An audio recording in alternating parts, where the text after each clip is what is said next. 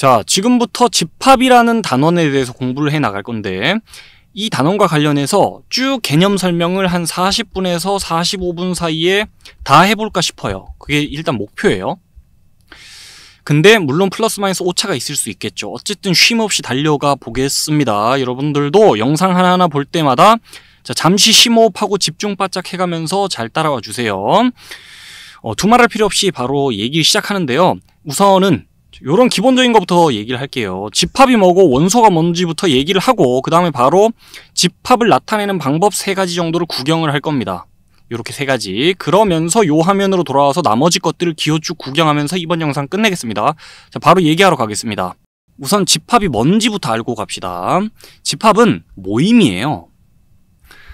어떤 것들의 모임인데 기준이 명확히 잡힌 모임입니다. 그래서 그 기준에 따라, 명확한 기준에 따라 요 모임에 들어올 대상을 확실히 구분할 수 있는 모임이 집합이에요. 자, 기준이 명확히 잡힌 모임이다. 이렇게 기억해 주시고 밑에 질문 하나 봅시다. 다음 중 집합인 거는 그랬어요. 보기 2개 있고요. 작은 수의 모임. 지금 모임이라 이름이 붙어 있긴 한데 작은 수다 그러면 의견이 되게 분분할 수 있습니다. 사람에 따라. 어떤 사람은 5보다 작으면 작은 수 아니야? 이럴 수도 있고 어떤 사람은 10보다 작으면 작은 수 아니야?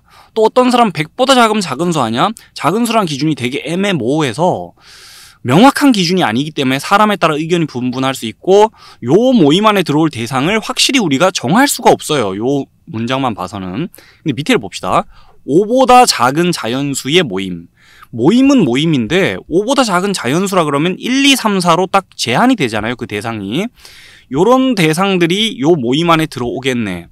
그래서 그 명확한 기준에 따라 확실히 모임 안에 들어올 대상을 구분할 수 있는 요런 모임을 집합이라 불러요. 그래서 2번이 집합입니다. 동그라미 2번이. 동그라미 1번 같은 건 집합이라 할 수 없어요. 됐죠? 그리고 요걸 집합이라 할 수 있는데 그 집합 안에는 요런 구성 요소들이 있잖아요. 그죠?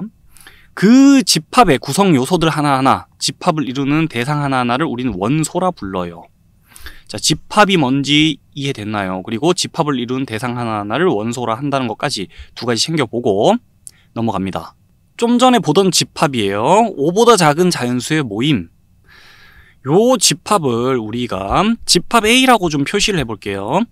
집합 A를 이제 나타내보자 하면서 그 집합을 나타내는 방법 3가지가 소개가 될 텐데 지금부터 골고루 사용되는 방법들이에요. 책에 보면 골고루 요 방식들이 사용되기 때문에 한 번씩 봐둡시다. 요 집합은요. 집합 안에 속할 수 있는 원소가 1, 2, 3, 4잖아요. 5보다 작은 자연수.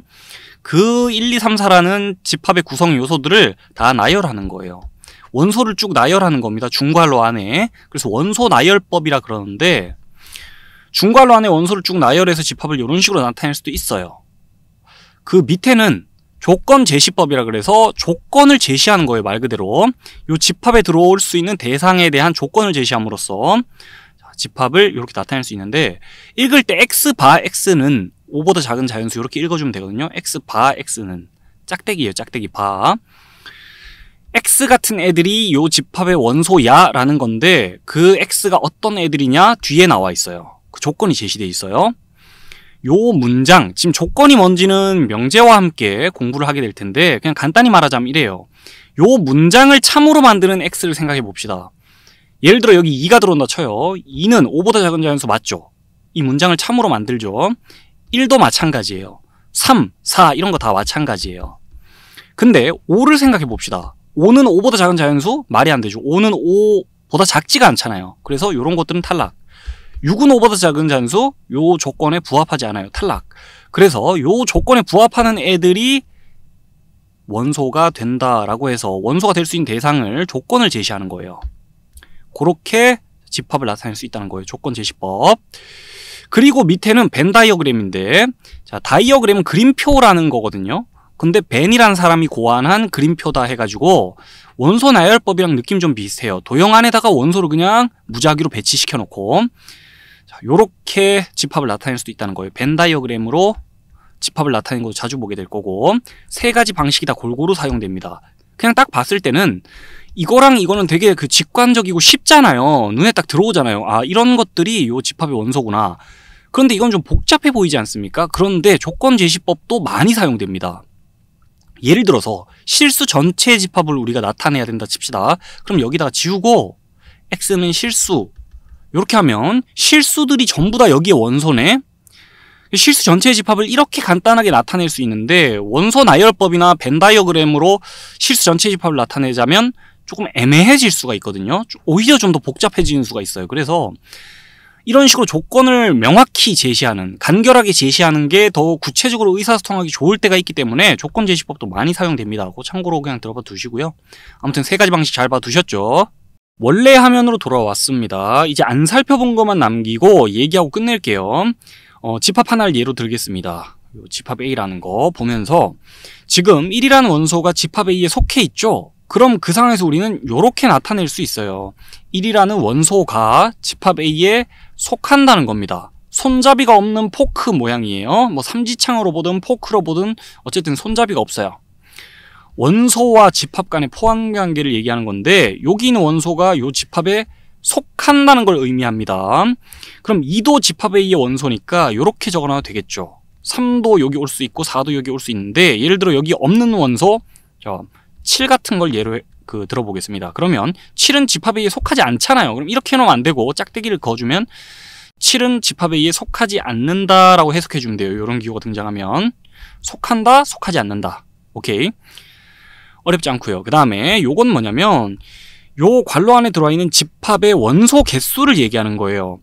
이 n은 넘버에서 n을 따온 건데 그냥 요 괄호 안에 집합의 원소 개수를 얘기하는 거고 지금 집합 A를 예로 들 것 같으면 지금 4개잖아요. 원소 개수가. 그래서 4라고 적어줄 수 있어요. 수식으로 이렇게 적어줄 수 있겠고 얘는 집합이 아니에요. 요 안에 건 집합인데 이 전체는 집합이 아니라 숫자입니다. 됐죠? 어렵지 않죠? 그 다음에 집합 B라는 거 보면서 요 기호 잠깐 얘기할게요. 집합 B는요, 요런 게 원소로 들어올 수 있다고 돼 있는데 그 원소로 들어올 수 있는 거에 조건을 읽어보니까 1보다 작은 자연수가 원소가 될 수 있대요. 1보다 작은 자연수는 없잖아요. 그렇죠. 1이 제일 작은데 1보다 작은 자연수는 없어요. 자연수 중에 1이 제일 작죠. 그러면 여기 안에 들어올 수 있는 원소는 없고 그냥 텅 빈 집합이에요. 이런 것도 집합인가요? 집합이에요. 그런 걸 뭐라 하냐면 공집합이라 그럽니다. 그 공집합을 기호로 이렇게 나타내요. 그래서 지금 집합 B는 요 집합은 이것도 집합이에요. 원소가 없어도 자, 요렇게 등호로 연결시킬 수 있어요. 집합 B는 공집합입니다. 그리고 그 공집합은 원소 개수가 0이에요. 그래서 지금 집합 B의 원소 개수를 물어본다면은 집합 B는 공집합이고 동그라미에 땡표 치면 됩니다. 그 다음에 공집합이기 때문에 원소 개수는 0이에요. 됐죠? 요까지 한번 살펴보고 이번 영상 마무리하고요. 그 다음에 이어질 내용은 집합은 집합인데 부분 집합에 대해 얘기를 좀 해보겠습니다.